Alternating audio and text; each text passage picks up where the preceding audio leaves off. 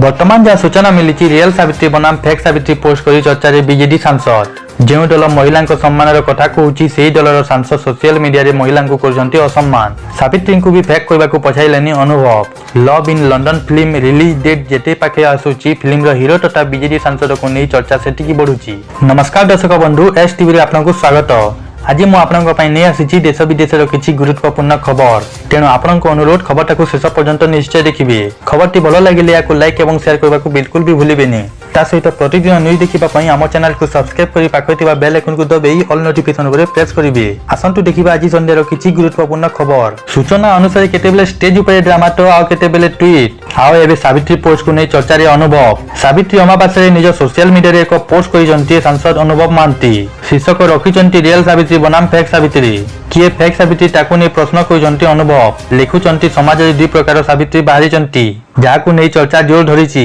निकट divorce party को चर्चा को आसी अनुभव केन्द्रापड़ा छाड़ी दिल्ली में बांधवी मौजर फोटो भी आसीला सामना को केन्द्रापड़ा में बन्या और बाण विस्फोरण बेले देखा नाला बीजेडी सांसद अनुभव महांती सबु बेले नजर आसुले dearest Delhi friend divorce case चली बेले बारंबार सोशल मीडिया पोस्ट कर अनुभव निज पत्नी को अपमानित कर ना रे आईपीसी दफा 498A 341 और 506 मामला रुजु होईची हेले महिला सम्मान कथा कहूबा दल चुप बीजेडी सांसद बोली पुलिस भी नेउ नहीं एक्शन।